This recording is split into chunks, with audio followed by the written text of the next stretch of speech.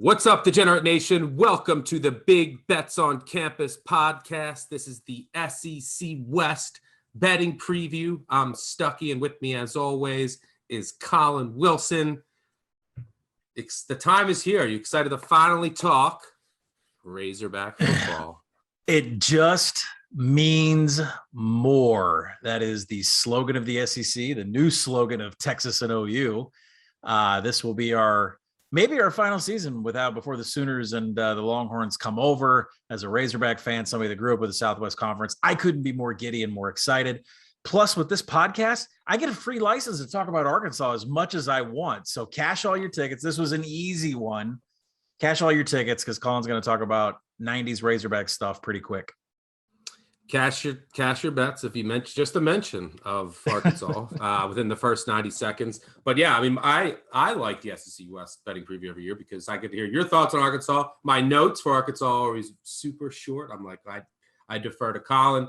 And speaking of team experts, we'll also have a very good friend of the podcast, Brody Miller from The Athletic, who will join us to talk LSU, which I think is one of the most intriguing programs coming into this year. National title, disappointing year, lots of changes. Where do they stand? We'll have a long interview with him. We'll even talk places to go in Baton Rouge, but we'll cover a lot with LSU. We'll save that for the end. But let's first start where I think we naturally have to start, and that's with Alabama. Roll Tide.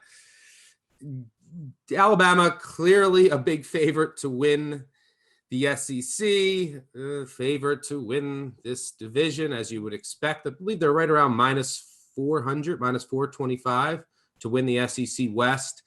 Texas A&M comes in next around 6-1. Then LSU 10-1, Ole Miss 15-1, Auburn 16-1, and so on and so forth. But Alabama, obviously a historically dominant team last year that won the national title. What they did, given their schedule and how they did it, nothing short of spectacular.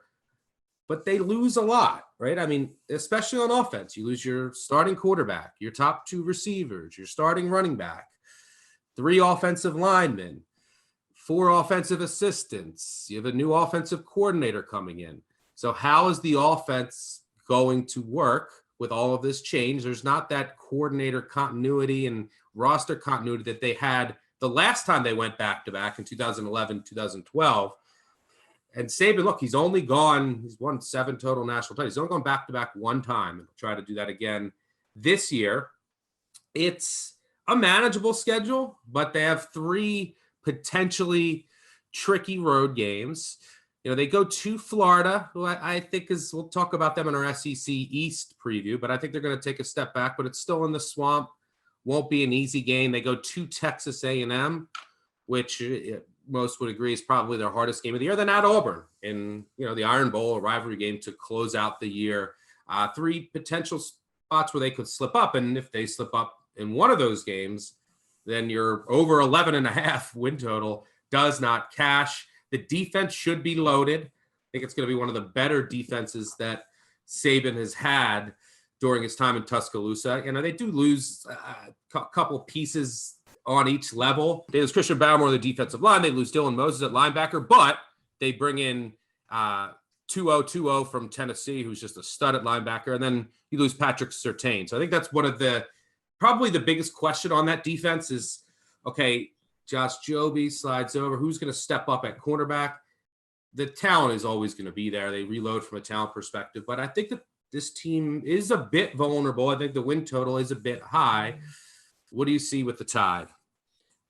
Absolute perfection is about the only way that you can sum up what we just saw in the 2020 season. Number 1 overall in success rate, number 2 in offensive finishing drives, and number 3 in havoc allowed. You're not going to get this out of a college football offense ever again. And I mean, what we witnessed last year with the 10-game SEC schedule, it's just it really is for Nick Saban to tie Bear Bryant with a season like that is a heck of a statement. And that he's fired up to probably, he's won more national championships than anybody in college football all time, but now he's got the chance to be the all-time winningest Alabama coach.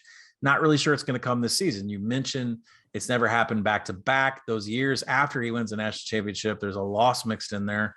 And I think we focus on the future here. And the future is that only 26% of this offense comes back. Brian Robinson at running back's got some skill there. Listen, they're talented all over. Jaleel Billingsley is coming back at tight end, even though he had some disciplinary issues that kept him out of the first week of practice. But really the big news is offensive coordinator. Steve Sarkisian is no longer there calling the plays after a couple of years, moved on to Texas. Now Bill O'Brien from the NFL, long-term Bill Belichick, Nick Saban. There's all these names that kind of float around those trees. And now Bill O'Brien comes in to do the offensive coordinator position. And it's going to be interesting to see if Saban stays hands-off with the offense. Pete Golding has had some, I don't know, not issues, but there's been some problems with the defense over the last 2 years. And Saban focused all his efforts on Pete Golding. I wonder now if that comes back to Bill O'Brien, but Saban has said through camp, like, Bill O'Brien's a pretty smart guy. He can handle himself. And I don't think schematically this is going to be that big of a problem. I know that they only return 26%, but schematically Sark used the 12 formation more and more last year. That's a 2 tight end set.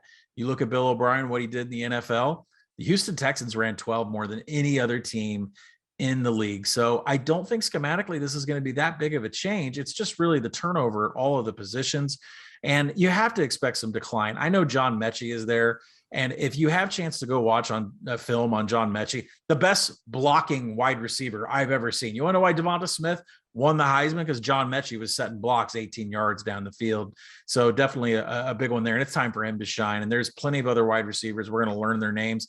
The offensive line, I got a little bit of a pause here on them. Alex Leatherwood, 862 snaps at left tackle, gone. Deontay Brown, 828 snaps at left guard, gone.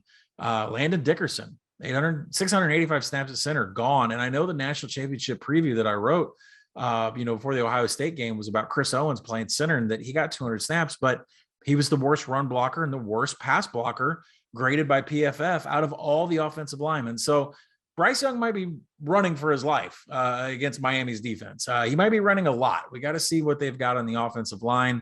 So if it's a year to fade Saban, not really a good year to, you can't really make a lot of money fading Saban, but this is exactly not the kind of team that you want to play on. Defense is loaded. You already mentioned it. Toto coming in from Tennessee. He's really turning heads already. Pete Golding is still their defensive coordinator. I mentioned that with Saban. Saban handpicked him from UTSA. You and I were betting on UTSA 4 or 5 years ago because Pete Golding ranked top 20 in defensive havoc every single year. That Roadrunners defense was great. And we knew that Golding was going to end up at Alabama. They had a top 20 havoc rating. I expect that to happen again this year. The problem with me in Alabama is that this team is priced like it's still 2020. Their futures are priced like it's 2020. Their conference futures are priced like 2020. Their win total at 11.5 makes you think that Devonta Smith and Mac Jones and Leatherwood and all the other names are still there, and they're just not. So, the play is under 11.5. Now, where does the loss come? Texas A&M has a great shot at home. Lane Kiffin always is going to have a game plan that's going to give Saban fits. So I think the better bet, instead of taking under 11.5, pick and choose your spot to play a money line. Texas A&M should be plus 7.5 at home. Pretty good spot. We'll see what they got at quarterback. They definitely have explosive running backs. We'll get to them. Ole Miss definitely going to be, underdog money line, worth some money here. So it's just really how you want to play it. There is a no number out there on Alabama to not make the playoff. I believe it's around minus 140 is what I saw. That's actually not a really bad bet. You can hedge out of that with the SEC championship game. So I'm not buying Alabama. They're priced like it's 2020 and it's just not. Yeah, the problem is I'd rather go. I mean, I personally went under 11.5 just because, at Auburn, the last game of the year, who knows how good Auburn's going to be. A lot of changes, but it's rivalry game at Auburn. At Florida, the swap's not going to be easy. At Texas, it's probably the likeliest loss. And Ole Miss, maybe Miami. I mean, who knows with injuries and what happens. I'd rather, and I make the number 10, like closer to 10.5. So yeah. I'm going to it's a full win total over. I personally went under 11.5 because also if they lose a game at Texas A&M and they don't win their division, but they go 11-1, we've seen it before. And they don't go to the SEC title. They could still go to the college football playoff. So I think they drop one along the way, and that's just Alabama's going to be loaded. They're the best team in the country by most power ratings. But I just think that there's some questions. We'll see how great Bryce Young is. I mean, anyone you talk about that's going to be starting at quarterback for Alabama in almost every position is highly talented, highly regarded, just an absolute stud. But new quarterback, new coordinator, new assistants, a lot of moving parts. They have one of the best now tackles in all of college football, but he's moving position. So there's just a lot of moving parts here. I think they end up dropping one. Now, that's just me surmising, but more importantly, I make the number like 10.5, 10.6, which is just adding up the win probabilities of each game along the way. And they can still win the national title and go 11-1. I mean, a question I have to ask you, is being a big part of what we do at Action Network from an NFL perspective, and a big part of you and me betting against the Texans a lot. Do you have any feelings about the Bill O'Brien hire? I mean, he's going to run a lot of 12. He's going to run tight ends. I wasn't that impressed with the Texans offense throughout the years. And here's where I think the fate on Alabama is going to be because of Bill O'Brien: clock management and the decision to go for it on fourth down and play selection on fourth down and third and short. So do you have any NFL takes from Bill O'Brien's time at the Texans that could, affect the way this Bama offense goes? Yeah. I mean, I don't think that it's going to be a massive drop off from a play calling perspective. And I'm sure Saban's going to have a lot of influence on some of those, most of those other decisions. But I think it's really going to come down to the quarterback play and how the offensive line comes together. Look, the offensive line is super talented. I mean, if you look at the recruits that they brought in, the top recruits in the SEC, it's these massive freshman tackles that may or may not crack the starting lineup early on in the season. But the offensive line, it's a little bit of a question for me. I mean, they replaced 3 starters. Now, there's experience coming back. You have, 2 guys who are projected to be starters who were, who filled in the past. They're, 4th and 5th year guys. They've played, but they've been part-time starters for a reason. Now, they're still obviously highly regarded and highly rated, but there could be a little drop-off, and then you're breaking in a new quarterback. There's a lot of new assistants too. It's just, how is everything going to gel? It's hard to tell now. And how good is Bryce Young? We don't really know right now. We've seen, when he came in, he didn't really do much because it was just in mop-up duty. So you can read reports on what he's doing in camp, but we're never really going to know how good he's going to be this year until he gets in the game. So just a lot of uncertainty. Bama's still obviously dominant. We're nitpicking when it comes to Alabama, but I don't think there's going to be a massive drop-off with the play calling. It's really going to come down to how all of everything meshes and gels, and that includes the assistants and continuity and all of that. But the play calling should be fine. It's going to come down to execution, in my opinion. All right, let's move on. There's only so much you can talk about Alabama. I mean, are they going to lose a game or not? And I think they end up losing a game. But let's move on to Texas A&M, a really intriguing team this year, mainly because this is a team that's very, very loaded in a lot of places on defense, the skill position. I think they might have one of the most underrated wide receiving groups in the country. When you talk about guys coming back from injury, you look at some of their recruits who I think can shine. One of the best tight ends in college football. Their running back room, led by Isaiah Spiller, also loaded and deep. So skill positions, defense, all of that is loaded. The biggest question with this team in year 4 of Jimbo Fisher, and look, he won a national title in year 4 at Florida State. All of his guys are here now, is the quarterback position. You lose Kellen Mond, a 3.5-year starter.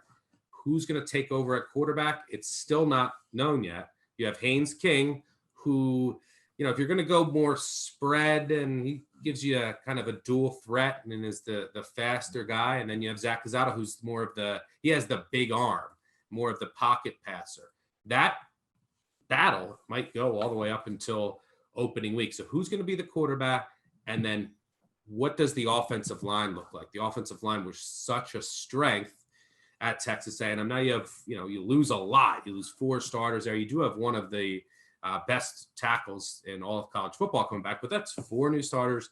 On top of that, you have this new quarterback who has to come in is going to have a green offensive line. You bring in a Tennessee transfer to help at one of the tackle spots, which I think helps. And these are all, Jimbo Fisher guys, highly talented, highly regarded. So the talent level is really high and the potential is really high. It really comes down to this quarterback position. And if the quarterback, whoever they choose, can reach his potential and ceiling in year one, this is a legit national title contender. Now, it's a loaded question. Hey, it's a new quarterback going to come in replacing a 3.5-year starter. But the thing that intrigues me about Texas A&M is that despite Kellen Mond going to the NFL, is that I thought that his ceiling was sort of limited. Like, I didn't think he was a national title type of quarterback. We saw his numbers on the road, and look, I'm semi nitpicking here, but we're talking about going from really good, and the team they finished number 4 in the AP poll last year, so they were outstanding. But to elevate this offense to the next level, I think the skill positions help. How much does the offensive line drop off, and where does this quarterback play end up on a scale? I think is going to go a long way in determining where Texas A&M goes. What are your thoughts on the Aggies? It seems like it's our third year in a row where we've said this is the year that Texas A&M can challenge Alabama and win the SEC West. Then it never happens. And they always get 17 down in the second quarter because they can't get into a mode of throwing haymakers with spread offenses. And that leads me to question, has the game of college football from an offensive perspective left Jimbo Fisher behind? He runs a pro-style offense. He believes in a fullback. He believes in a tight end, and he believes in the play-action pass. Now, the great news is Aeneas Smith moving back out to wide receiver has made room for Isaiah Spiller, and then the kid behind him, Devin Ashane. The numbers just pop. Yeah, the numbers just pop off the page. He averaged 5.2 yards after contact in 43 attempts. His entire elusiveness numbers, missed tackles. I know Isaiah Spiller is probably the best running back in the SEC, but there's some true talent behind him. So this is I think maybe the most explosive offense that Jimbo Fisher has ever fielded. And the problem is now we got questions on the offensive line, and we don't know who's going to win between Haynes King and Zach Calzada. You were right. This is going to go till the very end. Haynes King is going to be the one that's going to be able to get move around and get out of a pocket and cause some disruption. But then again, Zach Calzada is the one that's got the arm that can run the play action pass like Jimbo Fisher wants, that can throw the ball 40 yards downfield. So it's going to be interesting to see what we do here. Jimbo Fisher just refuses to get away from the pro style offense. And, he's really good in slugfests, where offenses are slow and there's not a lot of quick strike, but teams like Alabama with that kind of offense, he just can't keep up. Texas A&M is not built to come from behind. You get up 14 on them, they're not built to come from behind. So I think that's something interesting to watch. The defense is loaded. 9 of the top 10 tacklers are back. They were top 20 in havoc, top 20 in sack rate. They could easily knock off Alabama at home. This should be about 7.5-point dogs. But the thing is they've got to be able, when boxers get into the ring, that first minute, it's just all flurries. And Texas A&M has got to be able to find their second and their third breath when they start getting into these games against Ole Miss and Alabama, where the haymakers and the deep bombs just keep coming. So, I project them at 9.1, totals at 9.5. They're going to be 7.5-point dogs against Alabama. So if you like Texas A&M to win the West, you can obviously purchase them at division odds, but I think taking a game of the year number right now, which I think is over a touchdown, is probably the best bet, especially if Alabama has troubles covering against Miami. I think that price against Miami is way too high. And so that game of the year number might be at a premium right now, but they have the explosive weapons. It's going to come down to, is Jimbo Fisher going to, which quarterback is going to go with? And if he goes with Haynes King, is he going to change up his offensive style a little bit? They definitely have the weapons to win the West. Yeah, you get Chapman back from injury as well at wide receiver. I just really love their skill position, and their secondary now is a lot more experienced. We've seen their secondary have holes in the past and kind of vulnerable in the back end. They've always been really good against the run.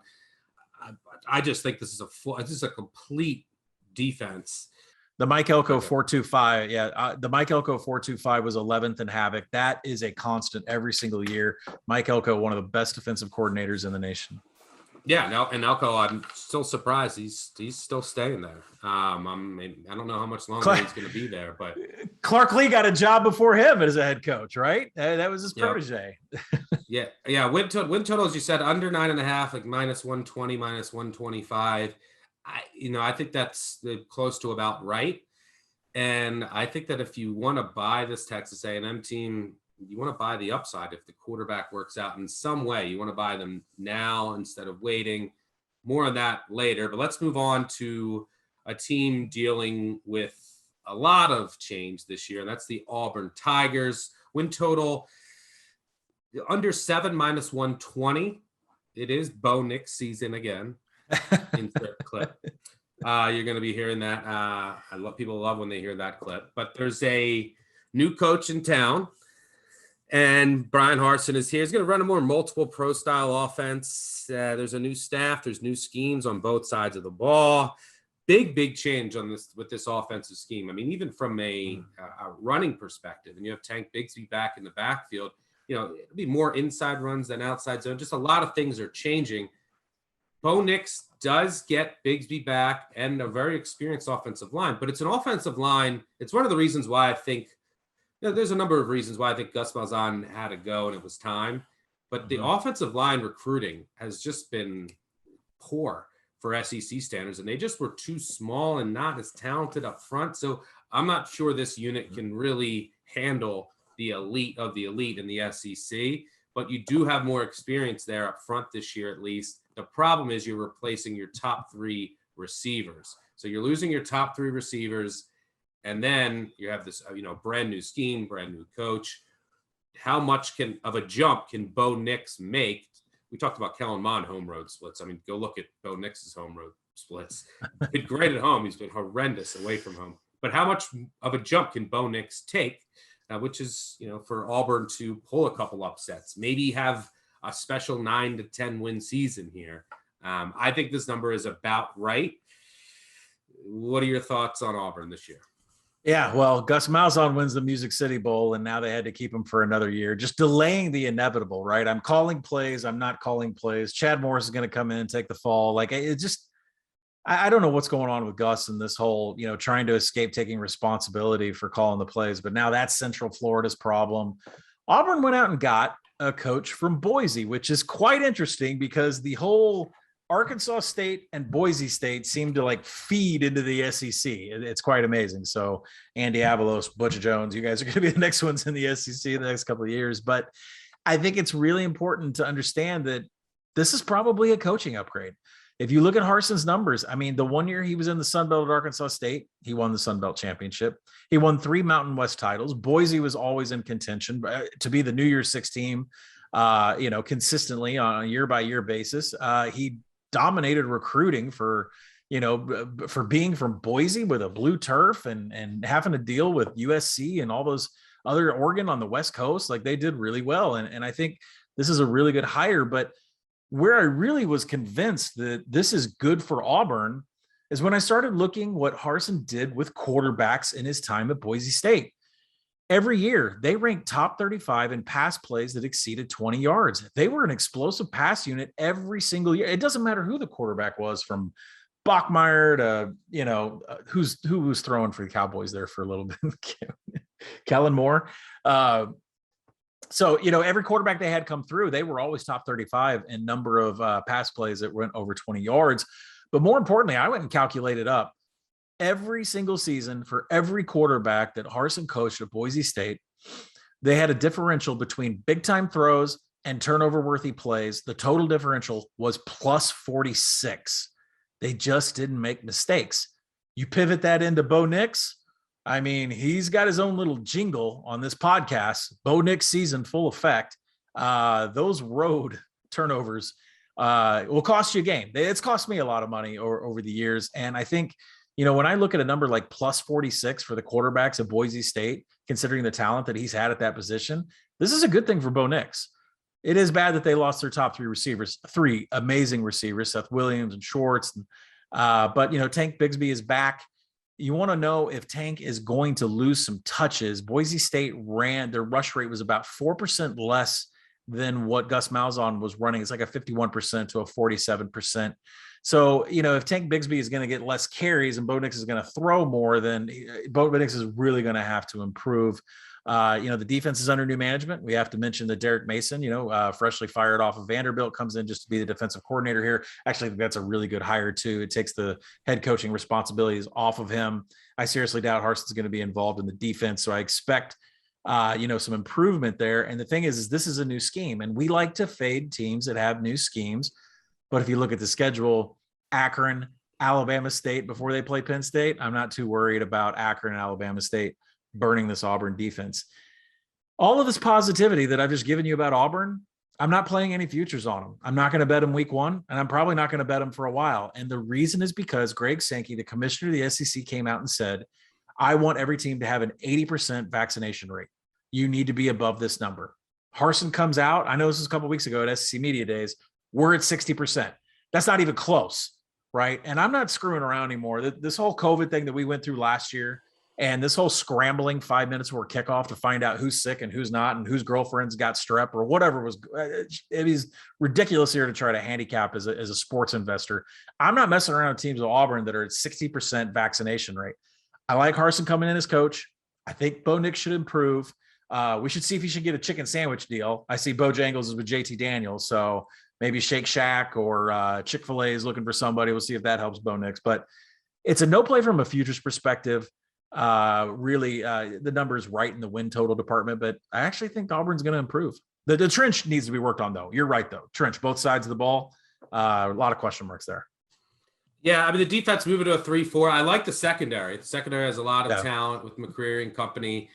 They're going to move to like a 3-4 Bear defense. So it's going to be, again, big change on defense. Like the scheme changes are pretty drastic. And they lose Truesdale, who just transferred suddenly. He was running with the ones at the starting nose tackle before. There was 2 defensive tackles. So, but there's some talent on this defense, but there are some transfers that are going to hurt. I like the secondary. How quickly can they get up to speed? Now, having 2 easy games to start helps, but there's a lot of changes on both sides of the ball and a new head coach. I think it's a wait and see team. My win total is right under 7, which is what this implies. If you look at their schedule, they're at Penn State, at LSU, at Texas A&M, at Arkansas. I mean, those are 4 games that they could lose on the road. Their other road games at South Carolina. So it's a brutal road schedule. Penn State, LSU, Arkansas, Texas A&M. When you consider they get Alabama and Georgia at home. So the schedule is tough because you're Auburn, and the schedule is always going to be tough. So I'm a little under 7. I think it's a wait and see team. If anybody wants conference realignment with divisions and stuff, it's got to be Auburn, because every other year Alabama and Georgia's at home or Alabama and Georgia's on the road. I mean, if anybody wants a shake up to schedules, it's Auburn. Yep. I mean, let's move on to our next team here, which maybe they could benefit as well from a conference lineup. You could speak to that better than anyone else. Arkansas win total. A couple weeks ago I saw it over 6 plus 130-ish. Today I saw it over 5.5 minus 120. Essentially, you're betting, can they get to bowl? Can they get to 6 wins and guarantee a bowl? I won't go too much into it other than they have their away games: Georgia, Ole Miss, LSU, and Alabama. Woo! Yeah. And then they get Texas A&M in Arlington. So they got Georgia, LSU, Alabama, Texas A&M, Ole Miss, all the way from home. They do get Pine Bluff in Little Rock. They couldn't play that game. Couldn't play that game at home. So I'll let you go into Sam Pittman in year 2 and how much of an improvement, and just take it away. Stuckey's going to get me hot about this ridiculous bullshit how we still have to play a game down in a glorified high school field in War Memorial Stadium. And it actually costs us like $2 million to travel the damn band, everything, just because all of these fans from Central Arkansas. Don't get me started. All right. So, yeah, we still play games in Little Rock, but at least we've moved our conference games out of there. Monster turnaround for Woo Pig Suey. Sam Pittman rebounds the entire program. I know it was a 3-7 record, but consider 2 things. The Auburn game was completely stolen from us, should have been 4-6, but who cares about straight up records when this is a gambling podcast? They went 7-3 against the spread. Pittman was playing a CEO type, brought in Kendall Briles to call the offense. Hands off, it's yours. Brought in Barry Odom from Missouri to call the defense. Hands off, it's yours. And his whole job is recruiting, offensive line, and player development and player relations. And it pays because these guys play out of their mind for this coaching staff. The numbers are horrendous on defense, especially like 101st in success rate, 101st in defensive havoc. But every time that Bumper Pool and Grant Morgan are making tackles, there's 9 other hats around them. Grant Morgan, Bumper Pool, 2 defenders that are back. They elected to come back, super senior for Grant Morgan, 2 of the top 5 tacklers in all of college football. That is a plus for Arkansas. I think what most people want to talk about, though, is the offense, and they should. KJ Jefferson, one of the best dual threat quarterbacks in the nation, and he lines up with Treylon Burks, who you could call him a wide receiver, you can call him a running back, you can call him whatever you want. He should be a first-round draft pick. If I was in the NFL sitting around as the Ravens or somebody like the Bucks or somebody that was going to go low first-round pick, I'd be all over Treylon Burks. So, KJ Jefferson is going to take over for Felipe Franks. He did so in the Missouri game last year. And after that, we got Traylon Smith running the ball. He has shown some bursts of explosiveness, lots of yards after contact. I think one thing that surprised everybody was the transfer of Mike Woods. Mike Woods was a highlight reel at wide receiver last year for Felipe Franks. He transferred out to Oklahoma. A little bit of a mystery to everybody that he left the Razorback program, but I think it was just opportunity. And the fact that, there was someone telling him you need to transfer to Oklahoma for a team that's going to contend for a national championship. If you do some reading on what's going on in OU's camp right now, Spencer Rattler's favorite wide receiver is Mike Woods. So I think Mike Woods leaving Arkansas is a really big deal to the Razorbacks. But I think, Mike Woods kind of knew that he wanted to go catch balls with Spencer Rattler. The defense with Barry Odom, just some really bad numbers here outside the top 100. And like I said, sack rate, they can't control the trench. They're letting teams push them all up and down the field. Red zone defense, they finished 64th in defensive finishing drives. The offense really carried the water last year. The defense plays hard, but I think if we're going to get to a handicap on Arkansas, I do think that they're going to make a bowl game. We made the Texas Bowl, got canceled by COVID. This team is hungry to make a bowl. They're going to play their ass off for Pittman. But this schedule is really tough. Texas coming in week 2, Brutal. Tough. Georgia Southern triple coming in the next week, not easy. And Texas A&M on a neutral site to follow that. That is not an easy thing for these coaches to get through, especially getting prepped for a Georgia Southern triple. And I know Georgia Southern's lost a lot, but this is still a triple option that most of these players have never seen before. And I'm not sure the defense is ready for it. So here's the deal. I'm not betting on Arkansas futures because of depth. And that may sound like a cop-out, but if KJ Jefferson gets hurt, I can't even begin to list off the name of kids that are so below replacement level quarterbacks. If Treylon Burks gets hurt, there are so many wide receivers. There's a little bit of skill there, but it's below replacement level. Treylon Smith at running back, if he gets hurt, below replacement level. Now Pittman, it's going to take Pittman 2 or 3 years to reload. The end of the Bielema era, he stopped recruiting. We're finishing dead last. Chad Morris comes in. It didn't get any better in the recruiting department. You just don't go overnight. Now, this day and age, there's the transfer portal, but, Pittman, we just have not filled the cupboard in case a KJ Jefferson gets hurt, in case a Treylon Burks gets hurt.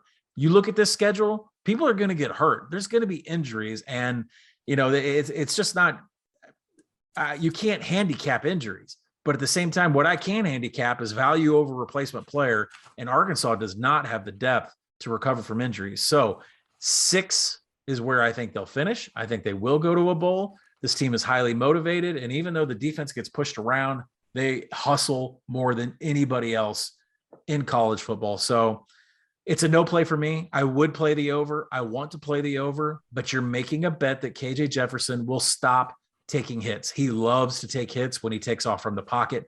He needs to mature in that aspect and grow. He's an explosive player all over the field, but he's got to stay healthy.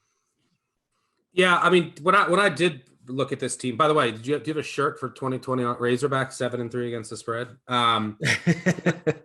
We have a banner. Seriously, when I did look at them, I said, how much can Pittman, he's an offensive line guy. How much can the offensive line, which has been a problem, but this is his second year. How much can the offensive line improve just based on his coaching? That's big, because if that offensive line could improve, they gave up just a ton of sacks last year, ton of pressure. It's an undersized unit for an SEC team. If the offensive line could take a big step forward, it's going to really help the offense. But my biggest problem is just, number one, I hope that they also need to just play more man on defense, I think. But that's a topic for another day. But they have, I mean, you look at their schedule. If you assume they lose to Texas, they don't beat Texas in week 2. And then they got A&M in Arlington. You're at Georgia, at Ole Miss, at LSU, and at Alabama. I mean, that is brutal. So what it might come down to, to get to 6, there's a good shot it comes down to a game against Missouri at the end of the year. Mm-hmm. So why tie up your money is my thought process. Maybe they could finally beat Missouri. They've lost 5 in a row to the Tigers, but that game will be at home. I don't think it's in Pine Bluff. And I think there's a good chance that could be for bowl eligibility. Maybe they're at 6 there. But with that schedule, it's not like they're going to be playing. They're getting to 8 or 9 wins this year.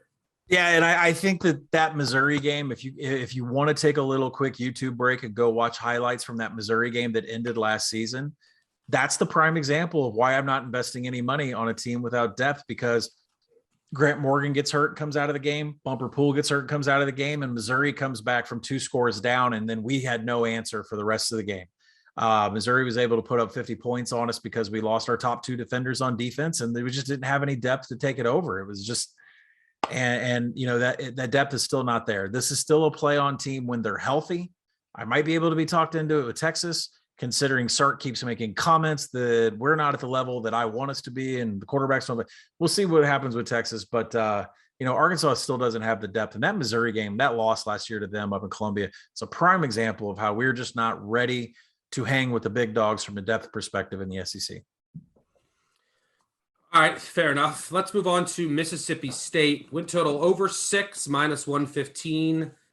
Mike Leach, year 2. Now, look, let's give Mike Leach this. Last year, he was coming into a school and program and doing a 180 on offense, a complete change in a COVID-shortened preparation year. And then they had that LSU game, and it's like, whoa, how do they do this? Then, obviously, they came crashing down to earth. Their offense was awful. Their defense scored, I believe, 14% of their touchdowns for the year. That was the highest in FBS. But it's year 2 now. You get a full spring, full camp. How much can the offense improve? If you go back to Washington State on the Palouse when Mike Leach was there in his first 2 years, first year they averaged about 20 and a half points per game. The next year, 31. So how much can the air raid improve, especially if you consider they have a quarterback back? Maybe. It's a quarterback competition here. Will Rogers, who did show some improvement as the year went on. It was a lot of dink and dunk. Not much down the field, but you'll get that with the air raid. And then also it looks like Chase Loveridge, a South Alabama transfer. Those are 1 and 2, according to Leach and recent reports. The defense should be solid. They're 3-4 defense. It's just a Mississippi State defense. I mean, last year was very underrated unit, kept them in games. But it's how much can that offense improve? An offense that also started 4 freshmen last year. My only beef is that look, and it's a lot of changes. I didn't even talk about the offensive line with all their blocking scheme changes as well when you introduce this new offensive scheme. I just don't know if the air raid can really work in the SEC like this, like how he wants to run it. Just the amount of athletes and now the defenses that you're going against, and they're used to seeing spread attacks. And so I just don't know that scheme advantage that you had. I'm not convinced that it can excel as it could maybe in other conferences right now. And everyone knows, except for LSU last year, we'll talk about how much of a mess they were, that you don't sit here and play man against the Mike Leach air raid. So it's an interesting team considering it's year 2 of Leach. What are your thoughts on the Rebels? Yeah, speaking of LSU, so Leach comes out and beats the national champions by 10 points because Bo Pelini refuses to run a defense that can defend the air raid. And then after that, Mississippi State didn't cover 5 games in a row because everybody figured out you could rush 3 and drop 8. And that was, the end of Mike Leach cutting videos on a wagon saying there's still room to come aboard, whatever the hell that was. So I think for me, the quarterback battle is what I've been most interested in. I think the defense, the 3-3-5, they returned their top 7 tacklers after losing Errol Thompson. They were top 35 in coverage and in finishing drives, but there was no havoc last year. They weren't getting the ball turned over through the air. They weren't getting into the backfield of anybody. So that's got to improve this year. But on offense, the quarterback battle is what I've really been interested in. Now, Jack Abraham is the transfer in from Southern Miss. And that's the guy I want to bet on. Last year, he had 6 big time throws, just 1 turnover worthy play. He went 7 of 15 in passes past 20 yards, but 4 of those were drops. I liked him at Southern Miss and was betting on Jack Abraham then. I would bet on him here in this air raid offense, but he hasn't played because of an injury or an ailment. They're being really non-specific about what's going on in camp. Abraham didn't play in the scrimmage, and he hasn't even practiced yet. So this is down to Will Rogers and to South Alabama transfer Chance Lovertich. For those of you that want to Google Lovertich and have your wives check your phones, he transfers in from South Bama. Right now I think Rogers is in the lead for that position, but it's really a no play on Mississippi State until I see Jake Abraham getting most of the snaps there. I think you're exactly right. If Jimmy Lake is a DC for Washington can annually shut down Washington State in the air raid of Mike Leach, this is the SEC. These defensive coordinators are smart enough to game plan for 1 week to shut you down. And, there's other things with this offense that I don't think this is going to go away. Like, even if they improve their success rate, Mississippi State finished 115th in finishing drives. Like, this air raid is great for gaining yards, but once you get down past the 40-yard line or past the 20, you just don't have a lot of space to run the air raid. So I don't know if I'm going to see any improvement out of that number whatsoever. It's a win total of projected at 6.4 for me. That is over the 6, but with Jack Abraham not playing, the quarterback that I do want to bet on, he may not be around for a couple of weeks, depending on what this injury is. I can't find any information on whatsoever. It's a no play for me on Mississippi State. And we'll see if SEC defenses continue to adjust. And if Mike Leach does anything about it, like maybe run the ball. You run the ball 26% of the time, maybe run the ball once or twice. I don't know. So we'll see if the air raid continues to flounder in the SEC. Yeah, I do like the defense. As long as Watson could come in and replace Thompson in the middle at that linebacker spot, you're right. They could use more pressure, but they have just a really good corner duo that I like. It's maybe up there top 3 in the SEC. So I like the defense. It's just where is the ceiling of this offense? And I'm not sure it's as high as some people might think it is just because it's year 2 of Mike Leach. If you look at the schedule, they get Alabama and LSU at home. And LSU, is going to be out for revenge. And then you look at their away games, fairly manageable, but they're also going to Texas A&M. But they have Vandy on the road. They have Auburn on the road, Memphis on the road, and Arkansas. So it's not an easy schedule. Obviously, they're in this division. I think 6 is about right. And keep in mind, they host Ole Miss to close the year. Don't be surprised if their win total and bowl eligibility hopes comes down to that game. So I agree. No reason to invest in Miss State from a win total perspective. Really interesting to see that Alabama is the game that comes off the bye. If you haven't heard Mike Leach before, at least he used to say this at Washington State, he hates bye weeks. Hates the bye, yeah. Because it gets the air raid out of sync, and now you're going to get Alabama off the bye. That's the team you don't want to face off of a bye. So interesting note there. Yep. All right, let's move on to a team we just mentioned, an Ole Miss, and the Lane train. Lane Kiffin, year 2. Did a phenomenal job of that offense. Again, comes in, implements his scheme on offense in a COVID-shortened year. Matt Corral shine. He did have 2 games. You just want to see fewer games where everything goes wrong. He had 14 interceptions last year. 11 of them came in 2 games. But the offense, I don't even know how much time we should spend on this deadly no-huddle attack that Kiffin is just – Kiffin's a brilliant play caller. This offense is going to shine. You have Corral, Ely at running back, 3 upperclassmen return at wide receiver. Elijah Moore is gone, but Braylon Sanders steps in. This offense is awesome. The question becomes, can the defense get any stops, any at all? And they don't have to, with the way that they can score, they don't have to be a top 20 defense. Their win total, by the way, over 7.5 minus 110. Can they just be an average defense? And they were just so bad last year. They couldn't get any pressure. They were small up front. They couldn't defend the run. So they were ranked at, I think, 126. If you look at a lot of their stats, 125th, 123rd. So how much can their D improve to keep up with what should be one of the best offenses in the country? Away games, Alabama, Mississippi State, Tennessee, Auburn. They start on a neutral against Louisville. What are your thoughts on the Lane train in year 2 in Oxford? Yeah, I mean, the defense to me is not going to get any better from what I see from a recruiting standpoint and from what I see from a transfer portal standpoint. That rank of 125th in defensive success rate, that isn't going to get any better. And also the rank of 120th in defensive finishing drives, I don't think that's going to get any better. They did not do anything to improve the front seven in the offseason. And when you look at the defense, the leading tackler, Jaquez Jones, he entered the portal and landed at Kentucky. So they lost their top tackler to a team inside the SEC. So, when you have a defense that's 100th and outside, ring around 100th in coverage, tackling, havoc, and you don't do anything to improve it in the offseason, then you're absolutely putting it on your offense to carry all the water and get this team to the promised land here. And I think it is important to talk about the offense because we all know they're great. Right. We all understand that Matt Corral did some pretty exciting things. He had a massive clunker of a game against Arkansas where he had no big time throws and I think 7 turnover worthy plays. Now, if you throw that game out, if you just throw the Arkansas game out because Arkansas flashed a 3.35, something that nobody had done against Lane Kiffin all year. Ole Miss came into that game and they were like, oh shit, Arkansas is rushing 3 and dropping 8. No one's done this to us yet, and we don't know how to handle it. Matt Corral didn't even know what to do with the 3.35.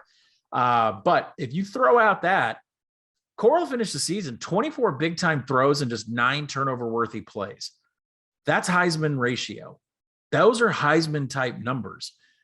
So this is one of the most exciting offenses in college football. Their top 20 in every category, a 76% return. Corral's been considered a Heisman dark horse. He made it with his legs on designed runs. He made 27 missed tackles out of 51 rushing attempts. And I know that like a year ago, I feel like we were all clamoring for John Reese Plumlee, but these numbers, 27 missed tackles, you got it with Matt Corral. So the backfield's loaded. Jerry and Ely, Snoop Connor, the entire offensive line is back. There's plenty of talent at wide receiver, even though that Elijah Moore is out. This all just comes down to the defense. This is another season of boat racing. You're going to boat race Alabama. You're going to try to boat race Texas A&M. Everything's going to be a boat race. That Liberty game, I can't even wait to see. But listen, Ole Miss football is going to be must-see TV from an offensive standpoint. Matt Corral has an outside shot to win the Heisman Trophy, but I think that's an extreme dark horse case. For me, the better number is Ole Miss 15-1 to win the West. And why is that? Because their actual true odds of winning the West are 9-1, not 15-1. And you'd say, well, they got to beat Alabama. Of course they got to beat Alabama, but they got close last year. They gave Alabama and Nick Saban fits. And Kiffin is always going to find out a way to frustrate Nick Saban, and he knows how to game plan against Pete Goulding. So really the two big... And they got a bye. They have a bye before that game. It is at Alabama, but they have a bye before. Yeah, I mean, Kiffin can absolutely win that game. You look at Texas A&M. Texas A&M comes after the Liberty game. I'm just now realizing that I've been hyping up the fact that Liberty is going to come into that game, into Oxford, probably undefeated. But how much does Lane Kiffin care when he might be able to win the SEC West the next week against Texas A&M? So I think 15-1 is a great bet on the West because the true odds on that should be 9-1. You have an easy hedge spot right off the bat at Alabama. Money line shouldn't be too high to get out of that 15-1 ticket, but that's a game they'd have to win. But that's a good number, 15-1. Yeah, it's all going to come down to, they're relying on a lot of transfers that they don't value, freshmen. Maybe the defense could improve marginally. It can't get much worse, but I just don't see it. So yeah, they're going to be in shootouts for days. The offense will be awesome to watch.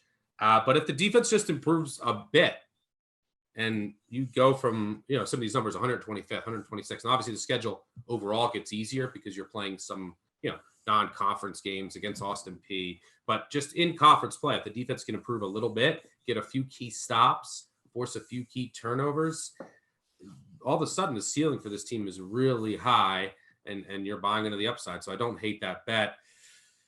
All right. That covers 6 of the 7 teams in the SEC West. That leaves one team in LSU, which I think is one of the most intriguing teams from a preseason preview perspective that is out there. So in order to help you and us preview LSU. We're bringing in longtime friend of this podcast and prior podcasts that we've done, Brody Miller. We're now joined by good friend of the podcast, Brody Miller. You can find him on Twitter at Brody A. Miller. Covers LSU for The Athletic. We like to talk to him preseason, sometimes during the season, and hopefully for his sake and all of you LSU fans out there in the postseason. What's going on, Brody? How are things? I'm doing all right. I'm always thrilled to be on, but then I'm actually bummed because I've been waiting for your SEC West pod to come out, and then I realized, oh shoot, I have to be on that. So I'm a little bummed I don't get to listen to it, but I'm excited. So we'll talk about the other teams at least without you, but go ahead, Collin. I think before we get into the SEC West, we have to give you a little breathing room to talk about Indiana, right? Because you're Indiana. Yes. Let's talk about, I mean, do you have a take? We've cut the Big Ten podcast. We took the Indiana under. We think there's going to be regression. Do you have anything for your old home team, Indiana Hoosiers? I know I gave you flack the second I got an alert in the Action Network that you did that, but I'm also like, you're not wrong in a million years. I even said to you, I think I said, they could be exactly as good as last year in every single way. And you told me they go 7-5. I'm like, that makes sense. Like, I do not think the other teams are going to be as bad as they were. And I don't think IU's going to catch every break like they did. Like, I feel like they're in a really, really good place. They're deep and experienced and all that, but they're not going to go 10-2. Hope I'm wrong. Yeah, I don't want to. The good thing is for Indiana fans out there is, it's a number thing. It's a regression, but there's still a lot to be excited about the program. Absolutely. And you'll be in on every game. So, I mean, that's the main thing. Yeah. Yeah. You don't have to have regression. You could have a special season. When I covered Kevin Wilson taking them to a bowl game, and when I was in college, it was a monumental moment. In no world have I yet lost perspective that 7-5 would not be fantastic, because it still is. Absolutely. Sure. Yeah, well, at 7-5, we call that the Houston Nut years around my parts. But no, it's really, I mean, as we leave Indiana and start talking about the SEC, that number against Iowa, I think, has just gotten a little bit too high, especially considering that Iowa doesn't have the beef in the trench. But we'll leave that for our week one podcast. We got to talk about some LSU, Brody. We have lots of things moving on here. We got coordinators. Pelini's out. That was a complete disaster. We've got scheme changes. We've got new offensive coordinators. Let me start off by asking about Jake Peetz, the new offensive coordinator, the stories that I could get. I was looking for scrimmage information, and what I found was Jake Peetz is flipping tables all over the locker room. Tell me about the commentary that we want to replicate the Joe Brady passing game coordinator and Joe Burrow 2019 effect, and can Jake Peetz kind of do that?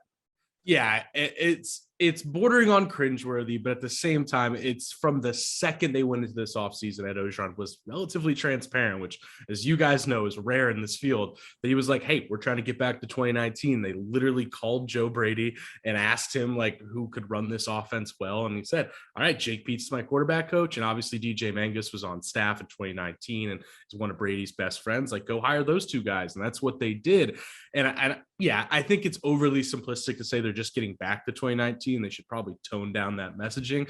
But I think the key is, and I think there's a theme in both hires we're going to talk about, is there was a clear theme of get younger, get sharper, get guys who know how to connect with the roster better, all those things. Because quite frankly, a lot of coaches who I respect, that staff last year was like 60% guys in white and in their 60s. It just wasn't and there was some lack of a cultural strength in that locker room, I guess. A disconnect. Yeah, a disconnect. Thank you. You're the writer. Yeah. And I think, Pete's, for all the question marks that you're going to have whenever you have a coordinator who has never called plays, I think he's a guy who at least put the miles in, like Tronte Jones has probably more question marks. Pete's is a guy who's been on really good staffs. He's been around. He's been on Saban staffs and all that. Like, I have a decent amount of faith. He can run Brady's offense well. He can add a sharpness that just wasn't there without Brady last year under Ensminger.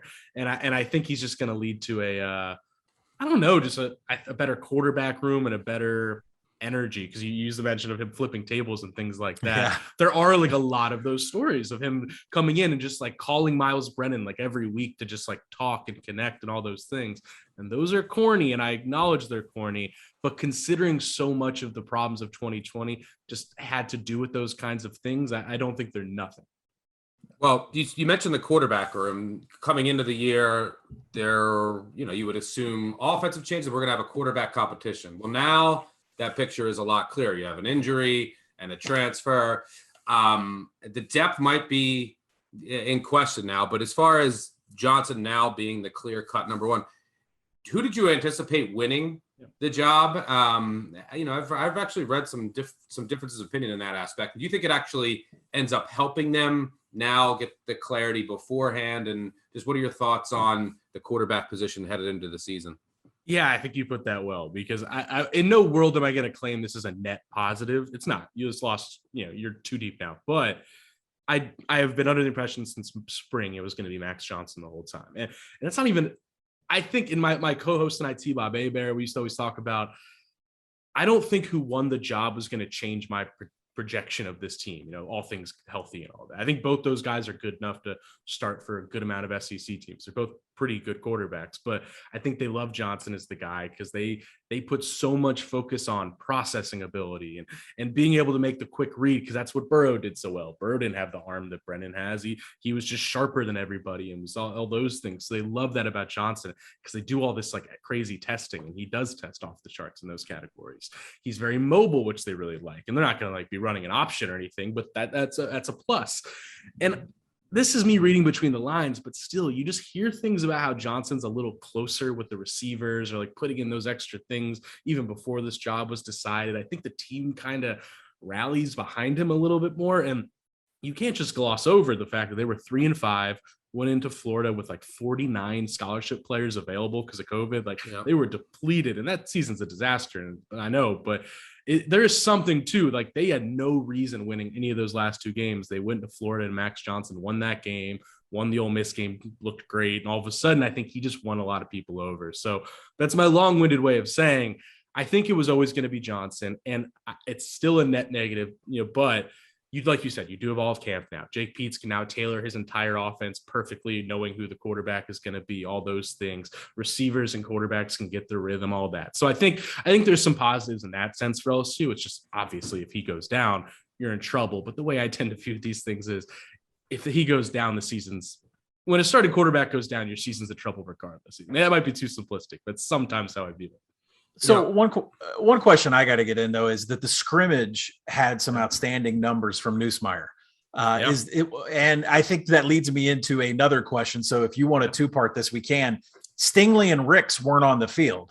Mike Jones Jr. is in serious jeopardy of not starting. So Nussmeier puts up these numbers, and rave reports from every single word I read out of your tweets and your write-ups over at The Athletic. Guys, check out Brody. You have to. But was Nussmeier going up maybe second, third strings? Was that how those numbers were posted? And then kind of, can you tell us what's going on with Stingley and Ricks? Yeah, with Nussmeier, yes, he's going against mainly the second teamers, but the reason I'm not back to the Max Johnson thing, the reason I'm not panic moding about Brennan is, let's remember what the situation was last year when Brennan went down and they had two true freshmen who weren't even that highly touted guys. They weren't top 100 guys. That was a real panic situation. Nussmeier is an actual dude. He is a guy they think is going to be a star. He's a top 100 prospect, early enrollee, blew them away all spring. He had some real freshman mistakes in the spring game, but he's a guy, he's going to be something. So I think, Nussmeier being the backup, and I know that's not even your question, but just an aside, I think that yes, if Johnson goes down, it's a problem, but I think there's a little bit of, they actually like the depth with Nussmeier a little bit. Back to the defensive back thing. Yes, Derek Stingley, that was expected to just be a few days. Now it's it's a week, and your alarm should go off whenever something happens like that. Absolutely. Especially considering he was banged up pretty much all of last year. He was not healthy last season. So you do have to be concerned being oh, is this going to be a thing? But in terms of the actual prognosis and all that, he should be back completely fine by probably mid next week or something like that. If he's not in the UCLA game, I will apologize to you guys wholeheartedly, but he should be available. Ricks is already back at practice. Dwight McGlothern is the third outside corner. That's actually one you got to really follow. I think he's more later in camp. You got to wait on. So you do have to worry about that. It's that weird thing of you probably have the two best corners in the country when you're healthy, but you don't love that depth right now. You're getting banged up and all that. So I'm not worried about corner. I think the injury stuff is them just being I'm not going to push Derek Stingley to practice and all that. We saw that a lot in 2019, actually. But still, it's something to keep an eye on, just the idea that a guy's had durability concerns now. Yeah. Well, sticking on that defense last year, and just as an aside, we'll probably get into this with some other teams too.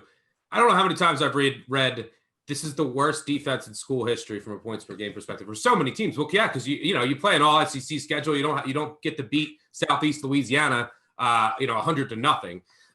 But without any question, LSU's defense was bad last year, right? But on the surface, you have pieces to build around. You have arguably one of the best, or if not the best, corner duo in all of college football. You have some dudes, as you mentioned, up front. You do lose Cox at linebacker in the NFL, but you bring in some highly regarded guys at the linebacker position. Safety, I think, would be the biggest question. Does this really just come down to health? In some aspects, is it effort and then scheme? And then if those three things all work out, do you believe that the talent will really shine on the LSU defensive side? What are your thoughts there? Yeah, I think it's like you just can't leave out how just 2020 – I do not defend any of the stuff with LSU. Like, they deserve to be blamed for it, and they should be. But there is a little bit of that perfect storm of just shit, where it's like, all right, guys, like, you win a title, you lose everybody, then you're replacing 20 starters essentially, and it's a pandemic, and you just bomb that Bo Pelini hire, which we'll get to in a second. It's just, and then you have the civil rights, the racial equality stuff going on that they mishandled absolutely, which made that locker room worse. And it was just this like perfect storm. Then the opt-outs of everything that could have gone wrong did. So there is a part of me that when you watch that film last year, and I watch it sometimes a decent amount, and it was ineptitude. It was just nobody knowing what they are doing. So it's like, I don't even look at that and evaluate the 2021 defense that way unless you still believe those players are just dumb. And that's a different thing, but I just don't think that. I don't. I think there were so many issues there, and some of it is the pandemic, and not being able to meet person, the things you were able to do before, and the Pelini hire. But the Pelini hire, it's just the safeties were lost at all times, and that made the corners look bad, and guys were 20 yards open. And the linebackers, Damon Clark, a guy who was supposed to be their next great linebacker, he was hyped as anybody. He was just on his heels at all times, confused, So I do kind of I hate, again, my buzzword today is don't be overly simplistic, but it's true. It's like, part of me does believe that if you just fix the just ineptitude and get back to the just knowing what you're doing, simplifying. This is LSU. Their defense is loaded with 5 stars and 4 stars. And I'm not saying they're going to be elite, but you should by default get back into like the top 6 in the SEC or something. And then you factor in the extreme depth they have right now. And they're really talented in my opinion. Like linebacker, huge concern last year. I don't know what's going to happen, but I do think they're 5 deep there. Or safety, I'm with you, still a question mark. But corner, I still love those corners. D-line, literally 9 deep. Like, it's like they lost Glenn Logan, a 4-year starter at D-tackle, and I didn't even flinch. So overall, my answer is I think it should be the strength of the team. That defense should be really solid, but you can't just wash away last year. But I think the Durante Jones hire, so much about it was simplify and just get a guy who knows how to teach. Get a guy who knows how to get them on the same page. Like, teacher's his big buzzword that he's apparently good at. And the word, not going to judge until I see it in the game, but the word these past 7 months has been, there is a clear difference in just guys knowing what they're doing, flying all over the field, just kind of being back to being on the same page. So I think you'll see a huge increase. Do I know if Durante Jones can scheme with Lane Kiffins of the world? I don't know yet. I really don't. But I think this defense will be back to being really talented and just competent again. So one thing that I was excited about from LSU from a transfer portal perspective was bringing in Mike Jones Jr. And for those of you that don't know, him and Skalski were running the linebacker core for Clemson for years. And Jones was ranked 4th by PFF as the 4th best linebacker in coverage rankings. So when he came to LSU through the portal, I thought, holy cow, with these 2 shutdown corners, and you got a guy in the middle that's, 4th in the nation in coverage from a linebacker standpoint, no one's going to be able to throw against LSU. This is something you're going to need against Ole Miss. This is something you're going to need against Alabama.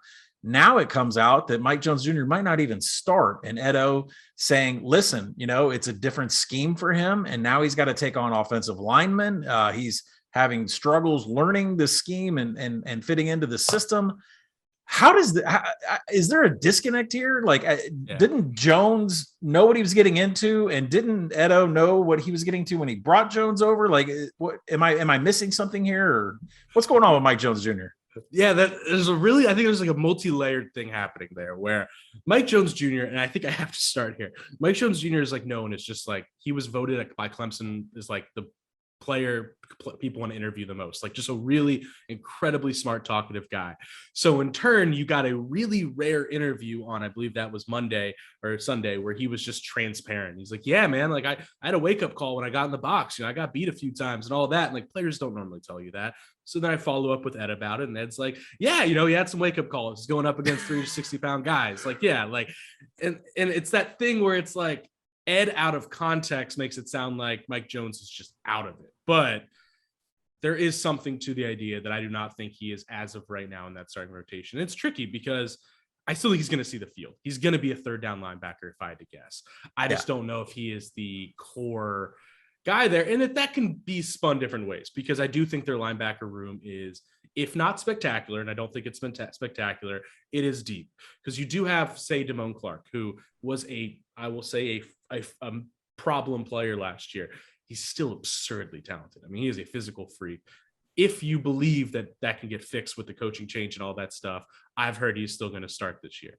Then you have Navonte Q Bug Strong, who number one JUCO linebacker in the country. I heard just off the charts things about him this spring. He's kind of a thumper guy, but pretty athletic, was covering those Mississippi JUCO guys in the slot sometimes, which, as you know, is the real deal. So it's like, I think I get the sense those two are going to start.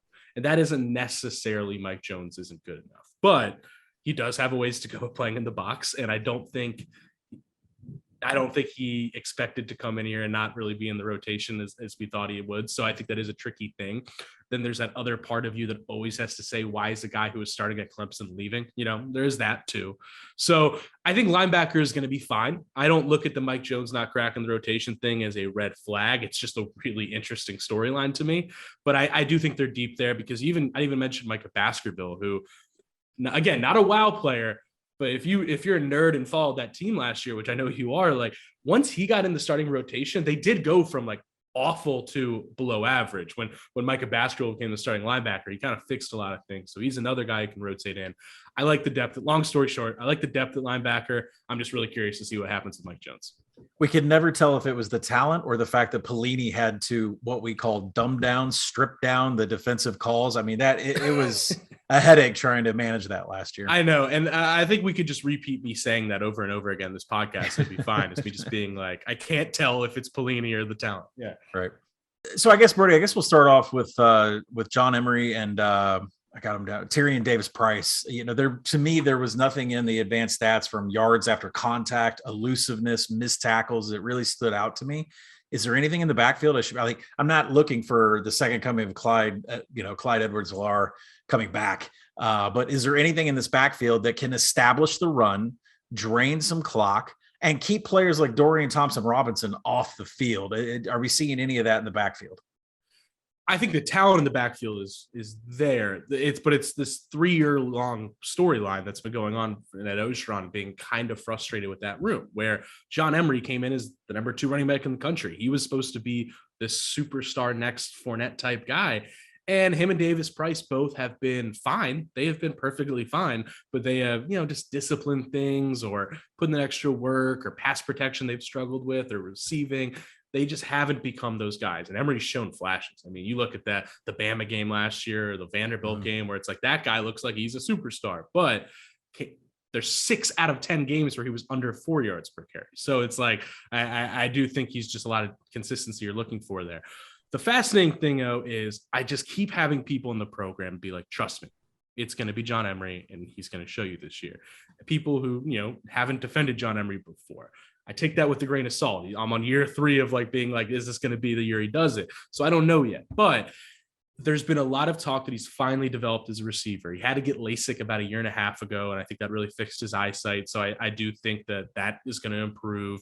I think he's working harder, all those things. But I had one coach tell me Davis-Price is still going to be maybe the main guy early. And yeah, he averages 4.5 yards carry in his sleep, it seems like. He's just not very explosive.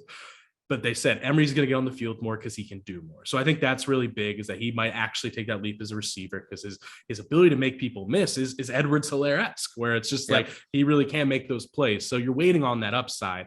And the other wrinkle in this is the story of camp has been these two, top 150 freshman running backs, Corey Kiner and Armani Goodwin, who are literally dominating camp right now and just look like stars. And I don't even think they're going to be in the top 2 yet, which again is saying they're still confident in those juniors, but it's just another thing, like they're deep there. I think the real answer to all this is, and I know you think of this, but is what's the offensive line? Offensive line. Yeah. I just don't know. I actually will flat out say on this podcast, I don't know, because last year, it's the whole thing where you're bringing everyone back and everyone's like, oh, they're going to be great. Maybe it might, but they were a really weird offensive line last year, where there's probably 3 games you could pick where they look great. Like they won them the game. I think South Carolina stands out, where it's like really good. 4 other games where they were a disaster. So which is it? I just don't know. So I think this offensive line isn't exactly the kind that's going to get some amazing push against the SEC West. So maybe that's what the answer really comes down to. And I just flat out don't know. Yeah, and Max Johnson is a lefty, so your blindside tackle is now on the other side too. So which at least is a positive. That's a 5th-year starter in Austin. Right. Yeah, because Rosenthal left on the other end. Yeah, good call. Yeah, that's a good point. All right, so we've talked I'm glad that we spent a lot of time on LSU, because I think that they're one of the most fascinating teams and going into this year, because you had national championship dominant team then last year, and you throw in all the variables we talked about. Now you have first time coordinators and just a lot of change. You had a quarterback competition, but now who the quarterback is. So just a lot of unknowns and variables. Win total currently sitting at over 8 and minus 130-ish. So to wrap this up quickly, give me your ceiling, the floor, what happens if everything goes wrong, and then a win total prediction. Yeah, I mean, you guys are so much smarter about this than me, so I'm not telling you anything you guys don't know, but it's such a weird one for me, because they're so deep, so talented, all those things where on paper they should be just in a vacuum, just pure talent, favored or a toss-up in 11 of 12 games. And maybe I'm completely wrong about that, but A&M's probably a complete toss-up because it's home. I don't know. And if you're optimistic on them, their ceiling's 11-1. Like they have the literal talent to get there. I am high on Max Johnson, all those things. That's really what it comes down to. And there's that factor where it's like you're debating between, and I forget which one of you tweeted this, but they're projected to be in 1-score games often. So you're going to lose a hand. You just assume, they're going to lose 1 or 2 of those. But it's just the schedule just matches up, where I think Florida takes a step back and it's home. I think Auburn takes a step back and it's home. UCLA, I think they're really feisty. I like this UCLA team, but still just like LSU is just more talented, and it's the first week of the year, and LSU is all that experience too. So it's like I just can't think of many games where I am sure LSU loses except Alabama. If anything, I'm more scared of the Ole Miss game on the road, or like a Kentucky on the road. Those almost frighten me more. So my ceiling's 11. Your floor is this is where I'm probably ignorant, but my floor for me is 8, just because the schedule, just because the experience and all that, which is why I always kind of lean toward the over, and why I was just kind of surprised by your pick on, even though I respect the hell out of you guys, because I just don't see that many things where I'm sure they're going to lose, but we just saw them go 5-5. So what the hell am I talking about? So you're saying I don't hate that either, but what are you going to do? Are you going to predict somewhere in the middle? Are you going to predict 9 or 10 as your official prediction? My official is 10. I mean, barring some of these durability things we're kind of watching right now, my pick is actually 10, and I'm a negative guy. You're closer to the program than us, and we respect your opinion. That's why we have you on. So anyone that was debating LSU, I don't like the under. I didn't bet the over. It's a tough team for me to get a read on with all of the moving pieces. It's a pass for me. But it's one of those teams. Why I wanted to get your opinion, because Collin liked the under. You can make a case for why it's all going to go wrong. You can make a case for why it's all going to go right. That's why I think that they're a fascinating team. But by the way, you might have to come up LSU at Kentucky. I'll be there, man. Time, I know I'm saying you might have to come up a day or two early. I don't know your schedule, and stay with me, and we can go out. But it's funny you say that. Actually, my entire family. Since 07. I will be there a day early to go hang out at Keeneland with all my cousins who are UK alums. Well, I'm a mile from Keeneland. It's the first time LSU comes here since we're in business. When Kentucky won 43-37 in overtime. It was like one of the Kentucky football doesn't have many people talk about that win like it was 2 years ago. So I'm actually excited for LSU. I was like, LSU's. I was looking at the schedule. I was like, when's the last time? And I looked it up. It was 2007. Colin, do you got one last thing before we get out of here? No, I mean, to Brody's point, there are a lot of coin flip games. And when I looked at it, I believe SP Plus made it like 7 coin flips. I made it 8 coin flips. And when I went through that number, it's hard to take a win total when there's that many number of coin flips, but you have to dissect each one of those teams. Over half those teams have very strong established run games. Tank Bigsby is still going to get a lot of touches and carry a lot of guys across the first down marker. Dorian Thompson Robinson is the tip of the spear of a Chip Kelly attack that really is based on the ground before it goes to the air. There's just other teams on this schedule. The Matt Corral on the ground, like some of the numbers that he posted in designed runs. I'm not even talking about scrambling. You look at his designed runs. So, a big part of the handicap with LSU is are you going to be able to stop the run? I have no worry about them stopping the pass at all. So, that's the handicap, and we'll see how they do. Yeah, and I think for me, it's I buy the D line. I think it just comes down to that, but it's a completely valid question. All right. Well, before we get you out of here, and we don't want to let Colin keep talking to get on our LSU fans' bad side because we've had such a good interview about LSU. But we were talking about going to Lexington. If people go down to an LSU game, which I say you have to do once, and you're like, got to go to a Saturday night game at LSU. What's one place underrated? Overrated, the places to go if you're going for one time, somewhere to eat? What's one place that someone should keep in mind if they're making a trip for a game? Oh man, that's such a good question. So I have there's your classics, right? Like I'm trying to think. You're like, go to Gino's for like an amazing meal, or you go to like Mike Anderson's right down the streets, great seafood, all that kind of stuff. There's plenty of those. There's one that's like a little off the beaten path a little bit, like 40 out, but it's called Middendorf's, and it's like the best catfish you'll ever have. But if you're looking for just like a different, BRQ is my favorite restaurant in Baton Rouge. It's almost like high scale comfort barbecue type food. And that's my pick for sure. But also if you need a cocktail, the River Room downtown is where it's my favorite cocktail spot, and also where there's been like a Louisiana legislature brawl in the middle of the night. So to really get the Louisiana experience, I think River Room's a great pick. Perfect. All right, that's a perfect way to close things out. Colin, one last thing you want to add? No, I was just going to say, I've been to Baton Rouge as a Razorback fan and full Razorback gear. I had a battery thrown at me, and I haven't been back since. So this is Jerry DiNardo days. It was wild on Thanksgiving. A lot of tension, Yeah, there was a lot of tension back then. So these days, they're in their golden era, man. 3 titles in 20 years. They'll let you hang out. They're happy. Whatever, yeah. All right, good stuff as always, Brody. I will see when you get to Lexington. We may have you on before then. And good stuff. And let me give you a quick plug. Yeah. Do you want to just you can do it. And plug anything you want to plug before we get you out of here. Absolutely. You guys can follow me at Brody Miller on Twitter. And I had a few stories out this week. One on Kayshon Boutte, the next star wide receiver at LSU, and why he's kind of a different guy. So hopefully people can check that out. But thanks for having me, guys. Always my favorite show to come on by far. So I appreciate it. Absolutely. We'll talk to you soon. Thanks again, Colin. Yeah, I love having him on, and everybody go read his Instagram stuff. It's some fascinating off-field stuff that is really a quality read. So I really appreciate you coming on, Brody. Thanks, guys. All right, thanks again to Brody, and hopefully one time in your lives you get to plan a trip to LSU. Colin, you've made one before, right? Well, Arkansas used to play LSU on Thanksgiving weekend, and it was always a day game. So I went down there in full Arkansas gear and cheered. And I have to say, there's a big difference between the LSU fan base and the Texas fan base, because in that same year, in 2003, I went to Texas. I went to Austin, and Cedric Cobbs and Matt Jones just blew Texas out of the water. And Texas fans shook my hand. We had beers. We had a good time. Everybody on 6th Street was welcoming. LSU, I feared for my life. There were some batteries being thrown at us. There was some threats being made. Like, it was hostile environment. So not sure I'm going to be making my way back down to LSU. And if I do make it down there, it definitely won't be in any Arkansas head to toe gear. Yeah, it's I think it's Saturday night Death Valley. If you have a chance to do it once, I especially with LSU's like in contention, even if they're not, that it's just one of the most electric atmospheres.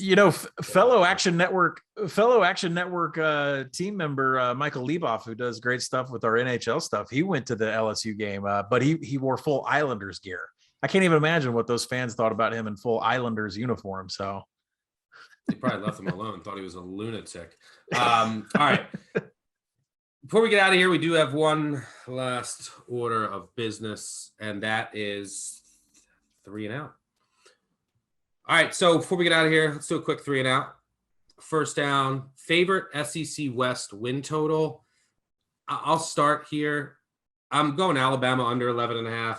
Mainly, it's a numbers game for me. I make it closer to 10.5, so you're getting a full win value. I mean, a little less when you include the juice. I played it under 11.5 minus 115.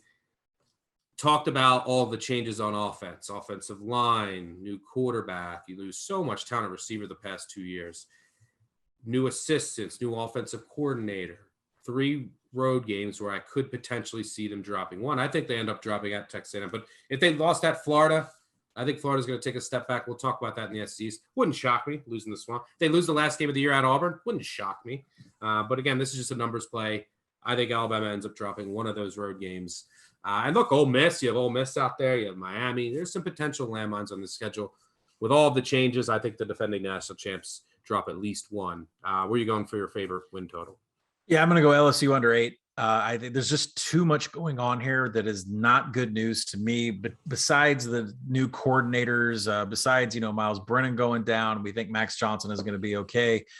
There's still some question marks about running the ball. There's question marks about the offensive line. Derek Stingley still isn't practicing. I appreciate everybody hopping, in my DMs and asking me if Stingley is a Heisman dark horse contender, but he's not even on the field. And I thought Mike Jones Jr. was going to be a great fit for the defense. Turns out he's not.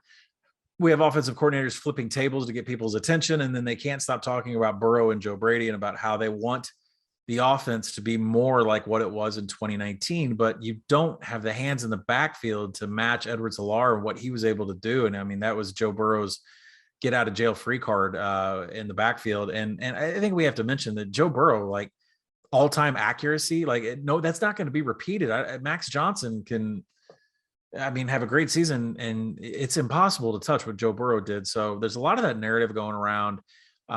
There's injuries going on the defensive line, although, Brody said that he thinks they're 9 deep and they're fine. I think there's some issues with running the ball. I think there's issues stopping the run. And for me, there's just too many coin flips on this schedule that have teams that are very efficient in running the ball. Tank Bigsby for Auburn can run the ball. Dorian Thompson-Robinson from UCLA can run the ball. Texas A&M can run it down your throat all day. There's just too many coin flip games where there's advantages over LSU. I'll take under 8. Brody's not going to be happy with that one, but let's move on to second down. Favorite SEC West related future. Connell, you start this one. Where you want to go? Yeah, I'm not going to go very long. I'll just say Ole Miss 15-1. The number should be 9-1. And I think really you have to recognize an edge in numbers, whether it's money lines or totals or, even during in season, when you see a money line that's just outrageously high. And this is just one of those things. It should be 9-1 on Ole Miss. And there's really only 2 games that they need to concentrate on. The first one being Alabama, come off of a bye. Lane Kiffin held serve. Now, Stuckey and I watch tennis. He watches more tennis than I do, but there's this thing in men's tennis called serve bots, where it's just whoever's serving, just, point. Lane Kiffin was able to do that with Alabama last year. And that was the best offense we've seen maybe in college football history. So now that offense is going to go against an Alabama offense that isn't going to be as good as last year. So if Lane Kiffin can continue to boat race teams and nobody has an offense like his, there's a lot of value in that Ole Miss 15-1. Should be 9-1. I'd buy it all the way down to there. I'm going to build off of that. I would say first, I don't hate it, but I'm thinking if Ole Miss does win the division, go to the SEC championship game, and if they're going to beat Alabama with that defense, they're going to have to put up silly numbers, which means Matt Corral's going to have to put up silly numbers, and then they go to the SEC championship game. Makes his Heisman case, if you assume they can do that, more intriguing. But I'm not going to go there. Just throwing that out there. I'm going Texas A&M 6-1 to win the division. Now, that's just based on them beating their chances of beating Alabama at home. If they do that, I think they're going to have a really good shot to win this division, because that will mean the quarterback position has worked out if they can win that game. And I'm buying the upside on Texas A&M, because if the quarterback position and the offensive line don't come together, not only are they going to not beat Alabama, but there's a good chance they don't go over 9.5 wins. But I just want no part of buying this team from a win total perspective. I'd rather just either buy the upside or leave them alone. But if the quarterback and offensive line just comes together, they have the defense, the skill position talent is super impressive. Jimbo Fisher's 4th year, the talent on this roster, if one of those quarterbacks can work out, I think is worthy of a shot, considering they get an Alabama team that I think is a bit vulnerable. So 6-1 Texas A&M to win the division and get to the SEC championship. I agree with you. There's opportunities here to take on Alabama within the division. Collin went Ole Miss. I'm going to go Texas A&M. It's a really good spot though for Texas A&M. If you look at Texas A&M and Ole Miss heads up, that's going to catch Ole Miss straight off that Liberty game. And Texas A&M projected -4 at Ole Miss. So I mean, it's a really good spot, and it's a good number. All right, 3rd down, we're going to do something special. We already talked about pretty much our predictions for the division. Alabama's clearly the favorite.